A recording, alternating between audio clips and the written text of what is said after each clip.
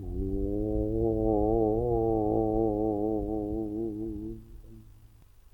नमः श्रीवर्धमानाय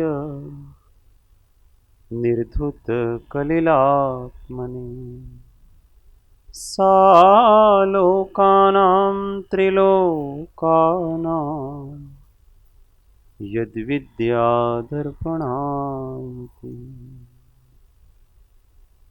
ओंकारं बिन्दुसंयुक्तं नित्यं ध्यायन्ति योगिनः कामदं मोक्षदं चैव ओंकाराय नमो नमः।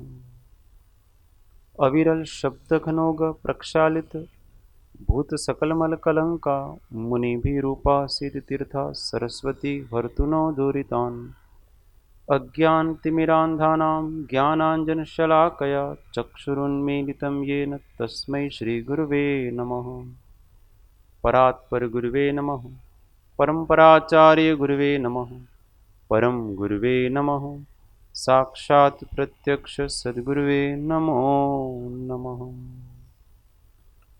सर्वकलुष विध्वंसकं श्रेयसां परिवर्धकं भव्यजी मन प्रतिबोधकारकं धर्म संबंधकं पुण्य प्रकाशकं पापप्रणाशकं इदं शास्त्रं श्री जैन सिद्धांत प्रवेशिका नामधेयम् अस्य मूल ग्रंथकर्तारः श्री सर्वज्ञ देवा तदुत्तर ग्रंथकर्तारः श्री गणधर देवा प्रतिगणधर देवास्तेषां वचनानुसार पंडित प्रवश्य गोपालदास जी बरियाकृत इदं शास्त्रं श्रोताः सावधानतया शृण्वन्तु। मंगलम भगवान वीरो मंगलम गौतमो गणी मंगलम कुंदकुंदार्यो जैन धर्मोस्तु मंगलम सर्वमंगल्यमांगल्यं सर्वकल्याणकारकं प्रधानां सर्वधर्माणां जैनं जयतु शासनं जैनं जयतु शासनं नत्वा जिनेन्द्रं गतसर्वदोषं सर्वज्ञदेवं हितदर्शकं च श्रीजैन सिद्धांत प्रवेशिकेर्यं विरच्यते स्वल्पधियां हिताय विरच्यते स्वल्पधियां हिताय। ओम तत्व चर्चा में श्री जैन सिद्धांत प्रवेशिका अध्याय 3 प्रश्न क्रमांक 427 गुजराती में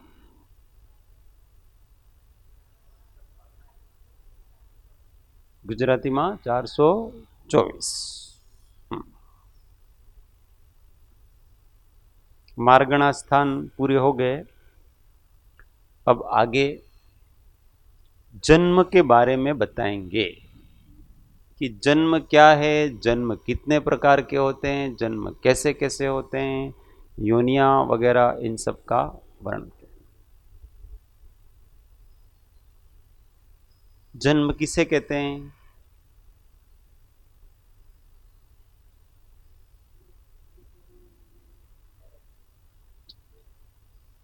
एक योनि में से दूसरी योनि में जीव जाता है, उसको जन्म। जन्म और भव में क्या अंतर है?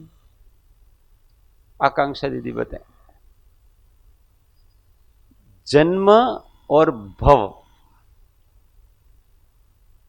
किसी ने कहा कि जन्म धारण करना और भव धारण करना, इन दोनों में क्या डिफरेंस? इस पे चर्चा हुई नहीं हुई? बहुत हुई। कौन बताएगा? रेखा रेखा बहन बताए ना, ज्योति बहन बताएंगे, किरण भाई, अरुण भाई, चंपक भाई, नरसिंह भाई, नवनीत भाई। हाँ, जीवनो जन्म थाय ने भव कोनो थाय? हाँ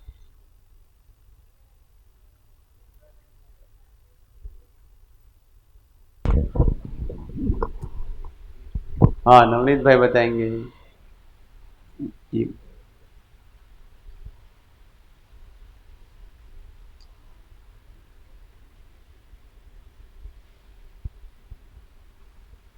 योनि स्थान से आना वो जन्म है, मनुष्य पर्याय भव है।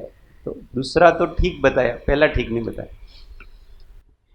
भव मतलब कोई भी एक, जो चार प्रकार के ये नरक, तिर्यंच, मनुष्य और देव, ये जो आदि है, उसमें जब जो जीव रहता है पूरा आयुष्य वहाँ पर जो कर रहा है, उसको भव कहा जाता है। और जन्म? जन्म जब एक गति से एक एक एक योनि योनि नहीं, एक चार, एक पर या कोई भी एक गति में से दूसरी गति में जीव जाता है, तो और वहाँ जब ये अपना प्रकट होता है तो उसको जन्म कहते हैं। हाँ, भावना में माइक चालू करना। અરિહંસિત પદની પ્રાપ્તિ માટે જે ગણતરીના બહુ ગણાય છે એ ગણાય. जन्म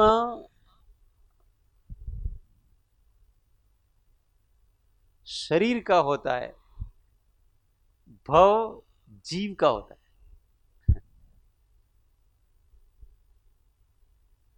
जन्म में 9 कर्म वर्गणाओं को ग्रहण करने की मुख्यता है। नवीन शरीर की प्राप्ति का नाम जन्म है, नवीन पर्याय की प्राप्ति का नाम भव है। समझ में आ गया? तो जन्म में शरीर की मुख्यता है और भव में जीव की पर्याय की मुख्यता है। जैसे मनुष्य भव हुआ,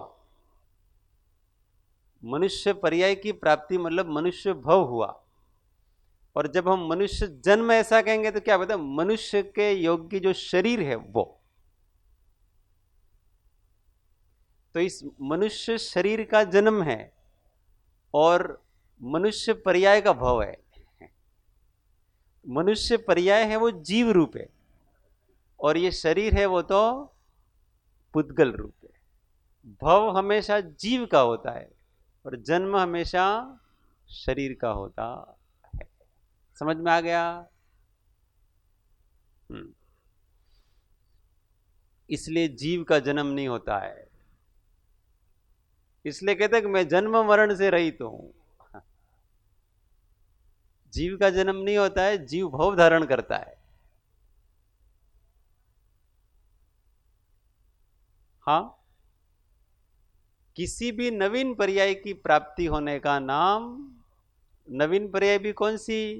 नवीन विभाव व्यंजन पर्याय की प्राप्ति होने का नाम भव कहलाता। किसी भी पर्याय की प्राप्ति होने का भी नहीं, क्योंकि पर्याय तो हर समय प्राप्त हो रही है, अर्थ पर्याय तो हर समय बन रही है ना। तो जीव नया नया जन्म, नया नया भव धारण तो हर समय कर रहा है, पर वो अर्थ पर्याय की अपेक्षा से यहां भव नहीं कहा जाएगा, यहां व्यंजन पर्याय की अपेक्षा से, और वो भी कौन सी व्यंजन पर्याय? विभाव व्यंजन पर्याय की अपेक्षा से भव कहा गया है। तो मनुष्य, नरक वगैरह ये जित। तो अब यहां पर जन्म के बारे में, तो जन्म कितने प्रकार के हैं, तो उसमें सब में शरीर लेने का है, इसलिए जन्म और भव के बारे में स्पष्टता पहले से कर दी। तो यहां सब शरीर की मुख्यता से सारी सारी बातें होंगी, और इसलिए जन्म के लिए योनि की जरूरत पड़ती है, भव के लिए योनि की जरूरत पड़ती नहीं है। तो प्रश्न 427 में, जन्म कितने प्रकार का होता है, ये प्रश्न है। उत्तर, 3 प्रकार का: उपपाद जन्म, गर्भ जन्म और सम्मूर्छन जन्म। बोलो, उपपाद जन्म, गर्भ जन्म, सम्मूर्छन जन्म। अपने याद कर लेने के कुछ चीजें। जन्म कितने प्रकार का होता है? आंख बंद करके बोलो। उपपाद जन्म, गर्भ जन्म, सम्मूर्छन जन्म। अब एक एक का वर्णन करेंगे। 428, उपपाद जन्म किसको कहते हैं? यहां उत्पाद नहीं करने का, उपपाद है ना, शब्द बराबर समझना, उपपाद, उत्पाद नहीं। तो उपपाद जन्म किसको कहते हैं? उत्तर, जो जीव देवों की उपपाद शैया तथा नारकियों के योनि स्थान में पहुंचते ही अंतर मुहूर्त में युवावस्था को प्राप्त हो जाए, उस जन्म को उपपाद जन्म कहते हैं। मतलब यहां उपपाद शैया की अपेक्षा से कहा है।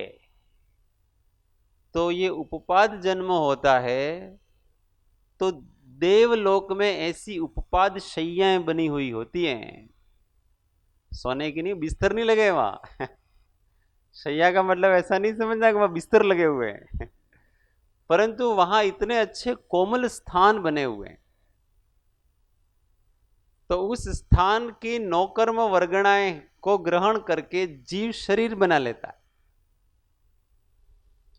जैसे कोई जीव मनुष्य है, मर करके अब उसको स्वर्ग में पैदा होना है तो वहां उसकी उपवाद शैया पे वहां उसका जीव सबसे पहले जाएगा, और वहां जाकर के वो जो उपवाद शैया है वहां जाकर के वो वहां के नौकर्म वर्गणाओं को ग्रहण करके एकदम पूर्ण संपूर्ण यौवन अवस्था वाला एकदम सुंदर सुगठित शरीर देव अथवा देवांगना का बना लेता है। अगर वो देव पर्याय के तो देव का शरीर बन जाएगा, और अगर उसकी देवी के रूप में जाए तो देवांगना का शरीर बन जाएगा। और कैसा शरीर बन जाता है? वस्त्राभूषण सहित। और जैसे कोई राजकुमार सोया है अथवा कोई राजकुमारी सोई है और सो करके उठती है ना, वैसे वो जन्म धारण करके श्रृंगार सहित वस्त्राभूषण सहित उठते हैं वहां से। और कैसे? युवावस्था में। 22 साल का युवक कैसा होता है उस, और 22 साल की युवती कैसी होती है, उसी प्रकार से वो नौकर्म वर्ग ग्रहण करके एक अंतर मुहूर्त काल में 48 मिनट के अंदर अंदर वो सब बन जाता है, और वस्त्राभूषण सहित वो देव अथवा देवी वहां उपवाद शैया से खड़ी होती है। ऐसे खड़ी होती है जैसे सोई हुई हो ऐसे। इसका नाम उपवाद जन्म कहलाता है। तो वहां देवलोक में ऐसे स्थान बने हुए हैं। वहां की नौकर्म वर्गणाओं की इसी प्रकार की विशेषता होती है। और नारकियों में इसी प्रकार से स्थान बने होते हैं, नारकियों के भी।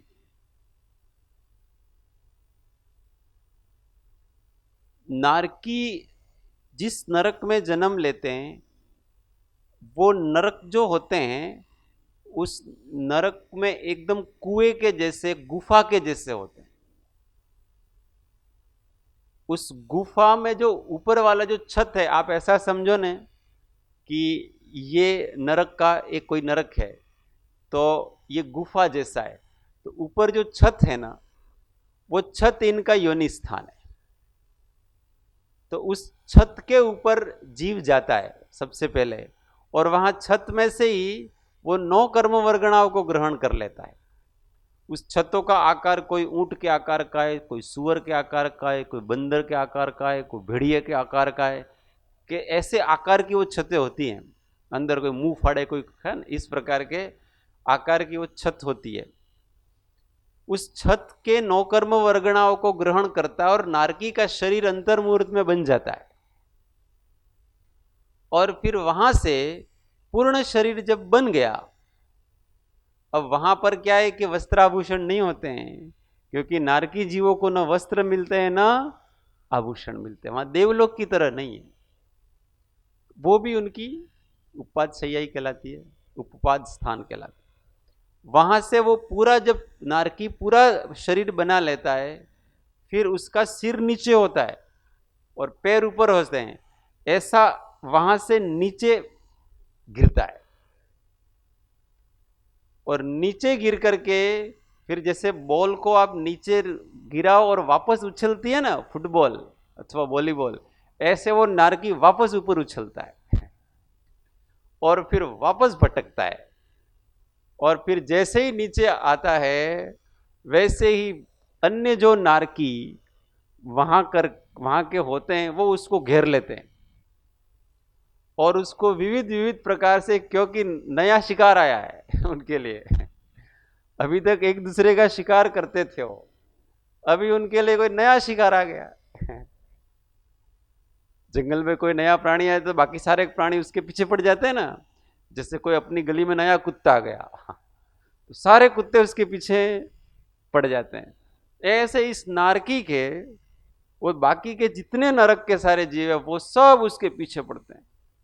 अब ये भागता फिरता है, भागता फिरता है, हाँफता फिरता है। कभी पेड़ के ऊपर चढ़ जाता है तो वो पेड़ भी कांटे वाला होता है, कभी कहां छुपता है, कभी जाकर के फिर हाँफता है तो प्यास लगती है, फिर प्यास लगती है तो वो नदी पे पानी पीने जाता है। वहां वो वैतरणी नदी होती है, वहां पानी पीने जाता है तो वहां वो पानी है ना, वो जो नारकी है वो अपनी विक्रिया से उस पानी को कांटों के रूप में परिवर्तित कर दे, वहां बेचारे का जबड़ा छिल जाता है और लास्ट में वो हताश होकर के बैठ जाता है, कहीं शांति नहीं मिलती है। और नारकी पीछे आकर के कोई लात मार रहा है, कोई घूसे मार रहा है, कोई क्या कर रहा है, और फिर वो नारकी उसका प्रतिकार करता है, और प्रतिकार करता है तो फिर एक दूसरे के शरीर को वो शस्त्र के रूप में कन्वर्ट कर देते हैं। हाथ को तलवार बना लेगा, नाक को भाला बना लेगा, और इस प्रकार से वो एक दूसरे के शस्त्रों को, एक दूसरे के शरीर को ही शस्त्र रूप में परिणत कर देते हैं, क्योंकि वो उसकी विक्रिया शक्ति होती है। नारकियों में क्या है कि विक्रिया होती है पर वो एकत्व विक्रिया होती है। विक्रिया भी दो प्रकार की होती है, पृथक्त्व विक्रिया और एकत्व विक्रिया। पृथक्त्व का मतलब होता है एक शरीर से दूसरे शरीर बनाना, अपने ही शरीर से अलग अलग प्रकार के शस्त्र बना करके फेंकना, ये पृथक्त्व होता है। उनके ऐसा नहीं होता है, उनके तो अपने ही शरीर को अलग अलग रूप से कन्वर्ट कर सकते हैं, कभी बड़ा कर सकते हैं, कभी छोटा कर सकते हैं, कभी अपने शरीर को गोल पत्थर की तरह कर लेते हैं और वो लुढ़क करके दूसरे नारकी के ऊपर टकराता है, कभी अपने शरीर को कांटों जैसा कर लेते हैं और दूसरे से वो ऐसे चिपकता है तो दूसरे को कांटे लगते हैं। ऐसे अपने ही शरीर को अलग अलग प्रकार से वो बना लेता है, जिस शस्त्र में चाहे उस शस्त्र रूप अपने शरीर को परिणमित करा लेता है। उसका नाम एकत्व विक्रिया कहलाता। और देवों के दोनों प्रकार की विक्रिया होती है, एकत्व विक्रिया भी होती है और पृथक्त्व विक्रिया भी। अपने शरीर को छोटा बड़ा भी कर लेते हैं और अपने शरीर से अलग शरीर भी बनाते हैं, अलग अपने से भवन वगैरह भी बना सकते हैं, घर वगैरह भी बना सकते हैं, सब कर सकते हैं वो देव लोग। नारकियों के ऐसा नहीं है, अपने शरीर को ही अलग अलग प्रकार से वो परिणमित कर सकते हैं। तो उसमें जन्म लेकर के फिर अभी वो पहले पहले तो बेचारा प्रतिकारी करता था, फिर वहां नारकियों के जैसा ही वो हो जाता है। कभी कभी कोई ईमानदार व्यक्ति किसी जगह चला गया, राजनीति में ईमानदार व्यक्ति चला गया, तो पहले पहले तो क्या है, थोड़ा थोड़ा ईमानदार रहने का प्रयत्न करता है। तो वो नारकी क्या है, तो पहले पहले तो थोड़ा नया नया फ्रेश है ना, इसलिए बचने का ही प्रयत्न करता है, बहुत अधिक मारने कूटने का प्रयत्न नहीं करता। फिर देखता है यार आपने तो बचने से काम चलेगा नहीं, यहाँ तो सब लोग ऐसे ही हैं, अपने को यहाँ ऐसे होकर के ही जीने में लाभ है, इसलिए फिर वो भी फाइटिंग चालू कर देता है। और फिर जितना आयुष्य होता है तब तक वो एक दूसरे से फाइटिंग करते रहते हैं बस।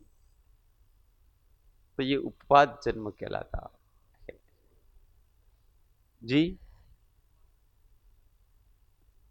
उपवाद शैयाओं की तो कोई संख्या ही नहीं है, जितना प्रकार का स्वर्ग है, जितने स्वर्ग हैं उन सब स्वर्गों में अपनी अपनी उपवाद शैयाएं होती।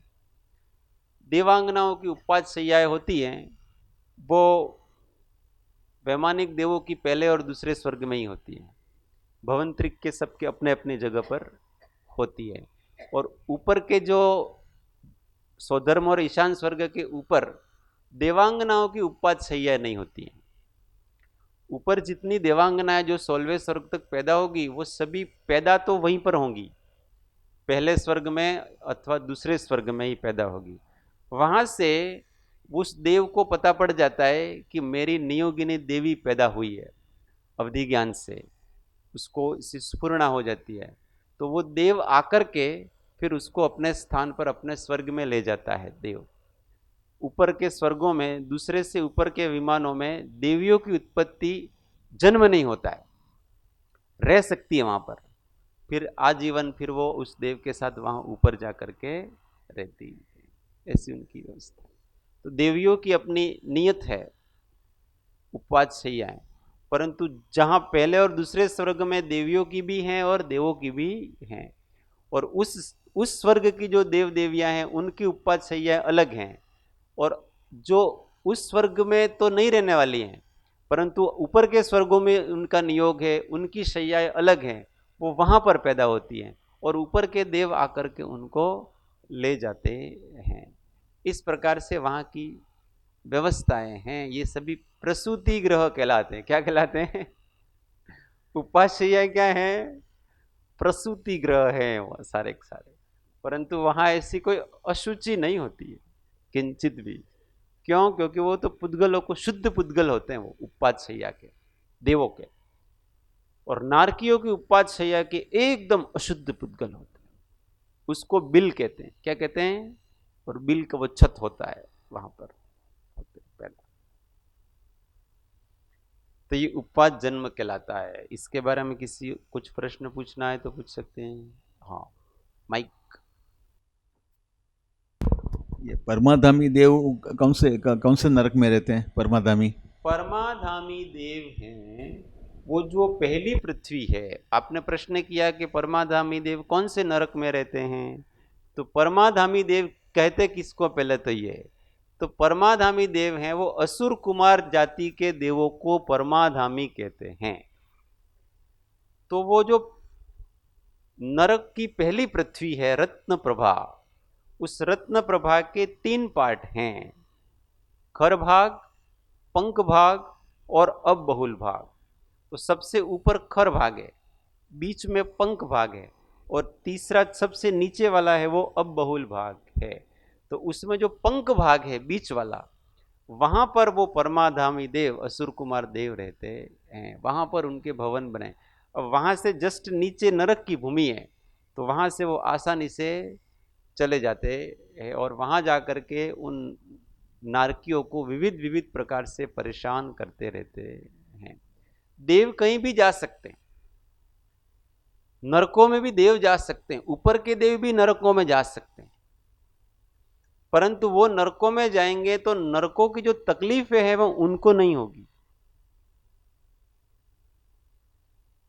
ऐसा समझ लेना चाहिए कि जैसे पानी में गोताखोर जाता है तो पानी के वो जो अपना पैराशूट वगैरह क्या पहन के जाता है जो भी, तो उसके कारण से उसको पानी संबंधी कोई तकलीफें नहीं होती हैं। वहां सांस लेने में कोई तकलीफ नहीं है, पानी उसको कोई रोकेगा आएगा नहीं, कोई टकराएगा, कुछ नहीं होगा उसका। उसी प्रकार के देव के उस शरीर को नरक की गर्म पृथ्वियों में जाएं तो भी उनको गर्मी नहीं लगती है जरा भी। वहां बहुत अधिक दुर्गंध आती है परंतु उनको दुर्गंध नहीं लगती है। नरक का जितना भी कष्ट है वो कोई भी कष्ट उस देव को नहीं होता है। देव तो वहां मस्त आराम से रहते हैं, मस्ती से। उनको उस नरक की पृथ्वी का प्रभाव नहीं है।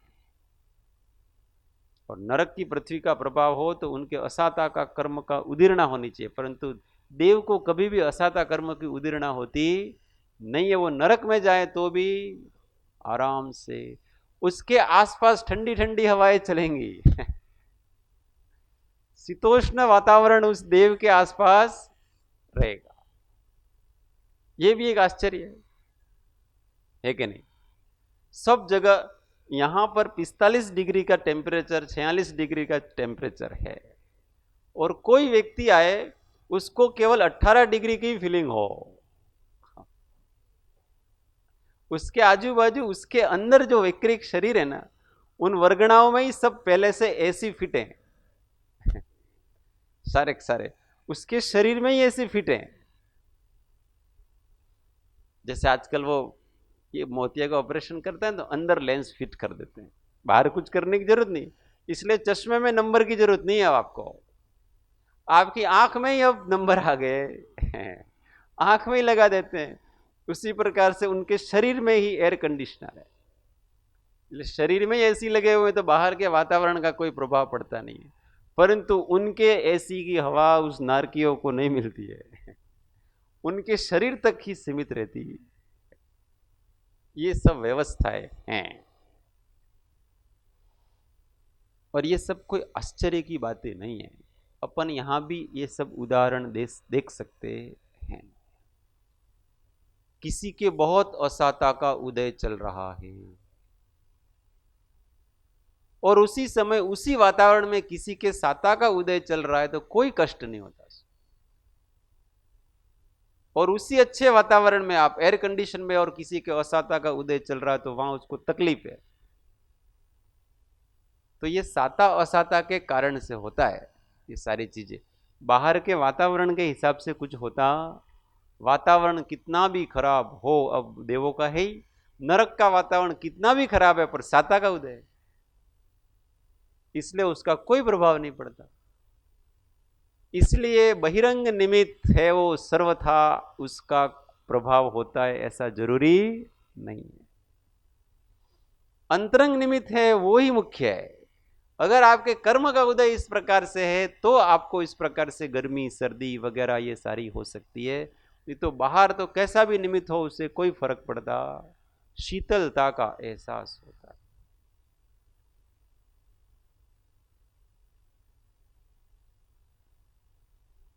जो जीव समाधि में है वो नरक की 7वीं भूमि में हो तो भी उसको अत्यंत शांति का वेदन होता है। वहां ठंडी कितनी है पता है? -1 करोड़ डिग्री, ज्यादा, इतनी ठंडी है। पर उस ठंडी में भी वो नारकी है, अगर वो शांत हो गया, सम्यक दृष्टि नारकी वहां भी रहते हैं 7वीं पृथ्वी में भी, तो उसको न तो वहां ठंडी का एहसास है न अन्य प्रकार के शरीर संबंधी दुख का एहसास है, शांत।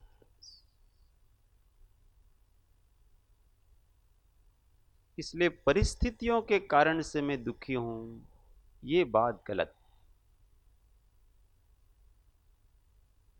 बहुत ठंडी पड़ रही है इसलिए मेरी साधना नहीं हो रही, बहुत गर्मी पड़ रही है इसलिए मेरी साधना नहीं हो रही, ये बात गलत। ये सब बहानेबाजियां हैं। ये क्या है? बहानेबाजियां हैं। आप शांत रहो, ठंडी भी चली जाएगी और गर्मी भी चली जाएगी। शांति के आगे कोई नहीं टिक सकता है। शांति ऐसी वस्तु है कि उसके आगे कोई टिक सकता नहीं। शांति शांति। 429 उपपाद जन्म के बारे में सबको पता पड़ गया ये क्या होता है?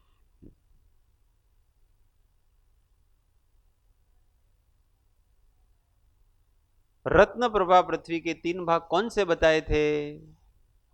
पहला खर भाग, दूसरा पंख भाग और तीसरा अब बहुल भाग। अब बहुल भाग सबसे नीचे वाला, वहां पर नारकी रहते हैं। 2 भागों में देव रहते हैं और एक भाग में नारकी रहते हैं। एक भाग में प्योर देव रहते हैं, एक भाग में देव भी रहते हैं और मनुष्य भी रहते हैं, और एक भाग में प्योरली नारकी ही रहते हैं। हम भी नरक की पृथ्वी पर रह रहे हैं। भी कौन सी पृथ्वी पर रह रहे हैं हम? रत्न प्रभा पृथ्वी का सबसे ऊपर वाला जो पार्ट है ना, उस पे हम रह रहे हैं। इसका नाम चित्रा पृथ्वी है, वहां पर रहते हैं।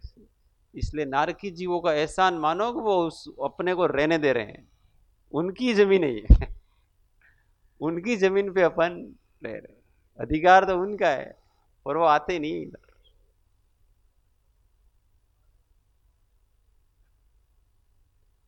इन्होंने ऐसा प्रश्न पूछा कि सारे असुर कुमार देवों का एक ही काम है क्या? उनको मारना? तो भाई सारे असुर कुमार देवों का एक ही काम नहीं होता है। वो तो क्या होता है कि ये एक स्थूल कथन होता है, जैसे आपने कहा कोई एक जाति मारकाट करने वाली होती है, अब उसको मुसलमान बहुत क्रूर होते हैं, तो क्या सारे मुसलमान क्रूर होते हैं? ऐसा तो है नहीं ना। पर जनरली उस जाति में देखा जाता है कि क्रूरता अधिक देखने मिलती है, इसलिए कह दिया जाता है कि मुसलमान बहुत क्रूर होते हैं, बाकी सारे मुसलमान क्रूर होते नहीं हैं। उसी प्रकार से सारे असुर कुमार देव हैं वो इस प्रकार से नारकियों को भिड़ाने जाते हैं, ऐसा नहीं है। पर जनरली जो भिड़ाने जाते हैं वो वही देव जाते हैं, पर सारे तो ऐसे नहीं होते, इसलिए सारों का नाम बिगड़ता है, परंतु वास्तव में सारों का ऐसा होता नहीं। उसमें भी फिर अलग अलग जाति के हैं। तो असुर कुमार में भी जैसे वो अम्बरीश जाति है, एक अम्बरीश जाति के असुर कुमार नाम के देव होते हैं, वो ज्यादातर वहां जाते हैं। उसमें एक जाति में प्रजाति में भी दूसरी प्रजातियां, जाति में फिर जातियां, ऐसा ही है। अपने नहीं है, जैनों में है तो दिगंबर और श्वेतांबर तो मूल हो गए। फिर दिगंबरों में कौन कौन से अलग अलग चलते हैं? हुम्मड़, और कौन कौन से दशाश्री माली, और क्या कहा है, बहुत सारे। श्वेतांबरों में बहुत सारी जातियां चलती हैं। तो उसमें जो 4 निकाय के देव हैं, उन 4 निकाय के देव में ये जो भवनवासी देव हैं, उनमें भी जो असुर कुमार जाति के देव हैं, और उसमें भी अम्बरीश जाति के देव हैं, वो वहां पर जाते हैं। अम्बरीश और भी जो जातियां वहां जाती वो जाते। और उस अम्बरीश जाति के देव में भी सभी नहीं, उसमें भी सभी नहीं, उसमें भी जिनके इस प्रकार की कषाय का उदय है वो ही सभी वहां वो भी जाते हैं नहीं। इस प्रकार से इसको समझना चाहिए। और कोई प्रश्न? प्रश्न 429, गर्भ जन्म किसे कहते हैं? उत्तर, माता पिता के शोणित शुक्र से जिनका शरीर बने उनको, उनके जन्म को गर्भ जन्म कहते हैं। मतलब जब गर्भ, माता और पिता, उनका रज और शुक्र इनके मिलने से जो शरीर का निर्माण होता है उसको जन्म, गर्भ जन्म कहते हैं। तो वो वास्तव में योनि स्थान तैयार हो जाता हो। योनि स्थान का मतलब ऐसा होता है कि जहां आकर के जीव जन्म ले, अर्थात भव धारण करे, जीव अपना शरीर बनाए, उस जगह का नाम योनि स्थान है। तो अकेली स्त्री का जो स्थान होता है वो योनि स्थान नहीं है। बात समझना कि अकेली स्त्री के आधार से जन्म नहीं हो रहा है। जन्म किससे हो रहा है? तो स्त्री आधार है, स्त्री के शरीर के अंदर रज है, परंतु वो रज अकेला किसी का शरीर बने, जीव का शरीर बने, ऐसी योग्यता उसकी नहीं है। तो जब कोई पुरुष होता है, उसका वीर्य के साथ जब उसका संगठन होता है, तब वो जो जगह बनती है, तब वो जो स्थान बनता है, तब वो जो रचना बनती है, वो रचना योनि स्थान है। स्त्री का शरीर मात्र योनि स्थान नहीं है। तो दोनों के मिल करके जो रचना बनाई उसने, उस रचना में आकर के कोई जीव जन्म लेता है और फिर अपना शरीर बनाता है। अगर केवल स्त्री जन्म का तो फिर उसका पूरा श्रेय स्त्री को ही जाएगा, पुरुष को जाएगा ही नहीं, और पुरुष की जरूरत भी नहीं पड़ेगी। इसलिए पुरुष के शुक्र की जरूरत पड़ती है, वो दोनों मिलते हैं और वो जो रचना बनाते हैं वो योनि स्थान है उसका, और फिर वहां पर वो, परंतु उसमें माता का पार्टिसिपेंट ज्यादा होता है, पिता का पार्टिसिपेंट थोड़ा सा ही होता है। इसलिए मुख्य रूप से योनि स्त्री की कही जाती है। चलो। तो माता पिता के श्रोणित शुक्र से जिनका शरीर बने उनके जन्म को गर्भ जन्म कहते हैं। आगे उसको और बताएंगे। 430 सम्मूर्छन जन्म किसको कहते हैं? उत्तर, जो माता पिता की अपेक्षा के बिना इधर उधर के परमाणुओं को शरीर रूप परिणमावे उनके जन्म को सम्मूर्छन जन्म कहते हैं। जो माता पिता की अपेक्षा के बिना इधर उधर के परमाणुओं को शरीर रूप परिणमावे उनके जन्म को सम्मूर्छन जन्म कहते हैं। अब सम्मूर्छन जन्म में रज और वीर्य की जरूरत नहीं पड़ती है, माता पिता की कोई जरूरत नहीं पड़ती है। ये जीव सम्मूर्छन शब्द का अर्थ होता है चारों तरफ से जो मूर्छा को प्राप्त है। सम्मूर्छन, मूर्छन का मतलब मूर्छा, मूर्छा मतलब मूढ़ता, मूढ़ता मतलब आश्रव भाव में स्थित रहना। तो जो चारों तरफ से वातावरण से 9 कर्म वर्गणाओं को ग्रहण करके अपना शरीर बन जाता है उसका नाम सम्मूर्छन जन्म कहलाता है। जैसे कोई जीव यहाँ इस टेबल पर आया, अब जैसे यहाँ आया तो यहाँ के जो परमाणु हैं इधर उधर के जितने भी, वो सब उसने ग्रहण कर लिए और उसने उसका शरीर बना लिया। तो वो वातावरण से ऊपर से नीचे से दाएं से बाएं से कहीं से भी वो 9 कर्म वर्गणाओं को ग्रहण कर लेता है। तो प्रश्न ये उठता है कि उपपाद जन्म और सम्मूर्छन जन्म में अंतर क्या रहता है? आकांक्षा दीदी बताएं। उपपाद जन्म में भी यही होता है, जीव वहां जाता है और वहां के परमाणुओं को 9 कर्म वर्ण ग्रहण करता है और शरीर बना लेता है। सम्मूर्छन जन्म में भी यही होता है, तो अंतर क्या?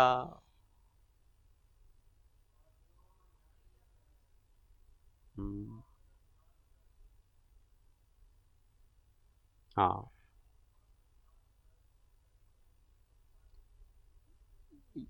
यस। पहली बात कि उपपाद जन्म में तो नियत स्थान है आपका, सम्मूर्छन जन्म में नियत स्थान नहीं। दूसरा, उपपाद जन्म में वो जो उपपाद के जो 9 कर्म वर्गणाएं उसी को ग्रहण कर सकता है, दूसरी 9 कर्म वर्गणाओं को ग्रहण नहीं कर सकता है। सम्मूर्छन जन्म के ऊपर नीचे आगे पीछे कोई भी परमाणु को ग्रहण कर लेगा, कहीं पर भी वो उसका जन्म हो जाता है। उपपाद जन्म की 9 कर्म वर्गणाएं एक अलग प्रकार की विशिष्ट प्रकार की होती है, सम्मूर्छन जन्म की 9 कर्म वर्गणाएं एक अलग प्रकार की होती है। उपपाद जन्म देव और नारकियों के ही होता है, सम्मूर्छन जन्म किसके होता है? तिर्यंचों के और मनुष्यों के होते हैं। तो इस प्रकार से उस पर अंतर है। मनुष्य के भी सम्मूर्छन जन्म, सम्मूर्छन मनुष्य भी होते हैं,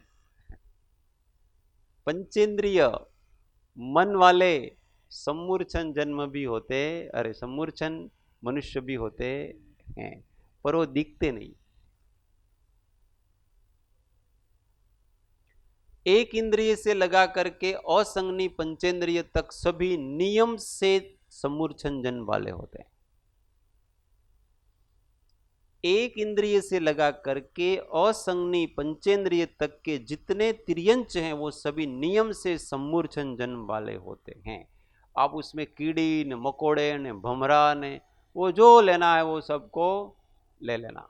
और जो कुछ जातियों के सर्प होते हैं, कुछ जातियों के पक्षी होते हैं, वो बिना मन वाले होते हैं। तो जो असंगनी सर्प वगैरह होते हैं उनका जन्म सम्मूर्छन होता है। क्या कह रहे थे? हाँ, उनका भी सम्मूर्छन जन्म ही होता है, सांप वगैरह का। जो असंगनी होते, मेढक होते हैं, कुछ असंगनी होते हैं, उनका बारिश के समय में जो हो वो सब सम्मूर्छन, सारे सारे।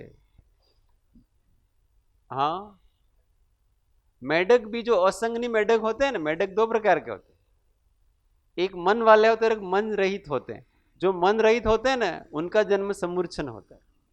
ऐसे ऐसे जो है ना, वो कैसे होते हैं पता है? पत्थर के चट्टाने होती है ना, चट्टाने, उस चट्टान के अंदर जन्म लेते हैं वो। और जब हम उस चट्टान को चीरते हैं तो उसमें मेढक निकलता है। उसने वहीं पर जन्म लिया है उसका। ऐसे भी जीव होते हैं, बहुत से जीव ऐसे होते हैं, हम सोच ही नहीं सकते हैं कि इस पत्थर के बीच में जीव आया कहां से, पर उसका जन्म ही होता है और वो समूर्छन होता है। और वहां से बाहर निकल करके फिर वो, और कोई तो बाहर नहीं निकलते, वहीं वृद्धि होती और वहीं मर जाते। समूर्छन मनुष्य की आयु कितनी होती है, ऐसा प्रश्न किया। समूर्छन मनुष्य की आयु एक श्वास के 18वें भाग प्रमाणी होती है, अर्थात अंतर्मुहूर्त अथवा अंतर्मुहूर्त प्रमाणी होती। समूर्छन नहीं, सभी समूर्छन जीवों की ऐसी नहीं है। चींटी की आयु ज्यादा होती है, भंवरे की आयु ज्यादा होती है, सांपों की आयु ज्यादा, हजारों वर्ष भी होती है।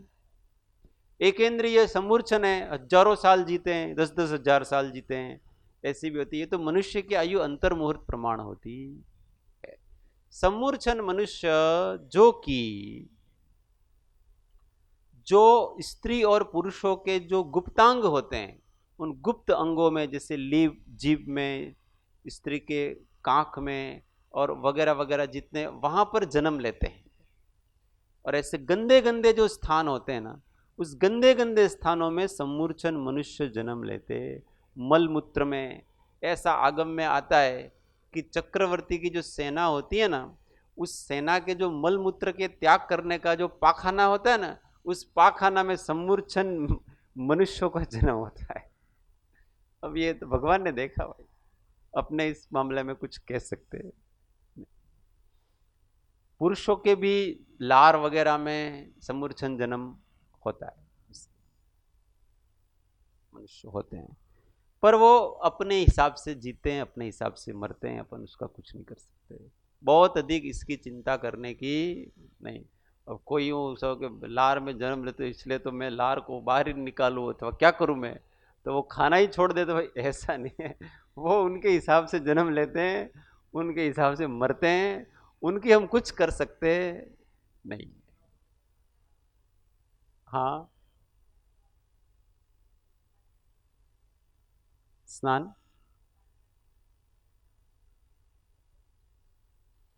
हाँ, मुनियों के वगैरह के जो स्नान वगैरह नहीं करते हैं, तो स्नान वगैरह नहीं करने का कारण ये है कि जितनी प्रकार से एकेंद्रिय आदि की हिंसा से भी वो बचते हैं।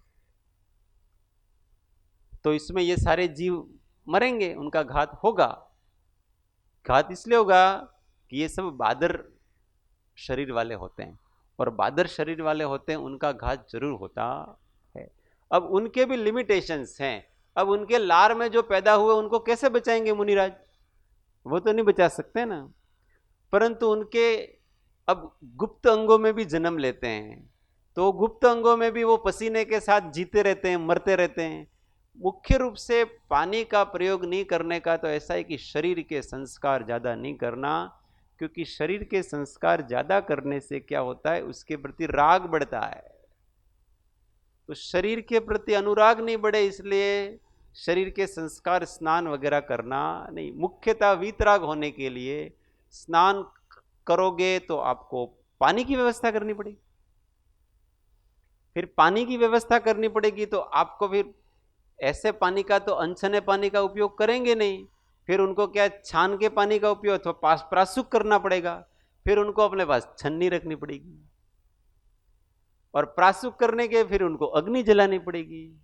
अग्नि जलाने के लिए उनको चूल्हा जलाना पड़ेगा, चूल्हा जलाने के लिए उनको लकड़ी लानी पड़ेगी, और फिर बर्तन रखना पड़ेगा। ये सारी गृहस्थी चालू हो गई, सब कुछ। तो ये गृहस्थी नहीं बसे, इसके लिए है वो सारी चीजें। बाकी तो कुछ हिंसा का त्याग तो वो भी नहीं कर सकते। कुछ हिंसा का, अब श्वास लो उसमें भी हिंसा है, आप उसका कैसे त्याग करो? बोलो उसमें भी हिंसा है, अब उसमें उपदेश देना बंद नहीं करेंगे इससे, पर जितना हो सके उतना बच सके, बस इस कारण से उसके होता है। आगे कल पढ़ेंगे इसका विवरण।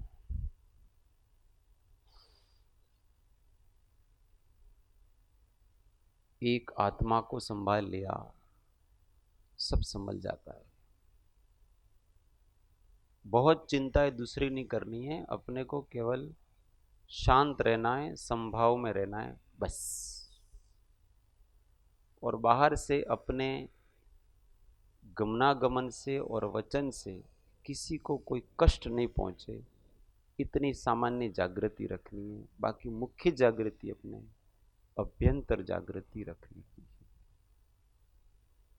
अगर हम शांत और स्वरूप में स्थित हैं तो सबके अकर्ता हैं, और अगर हम शांत और स्वरूप में स्थित, स्वरूप की दृष्टि नहीं है, तो कर्तापने के बोझ के तले यह जीव आकुल व्याकुल होकर के नए कर्म बांधता। ओ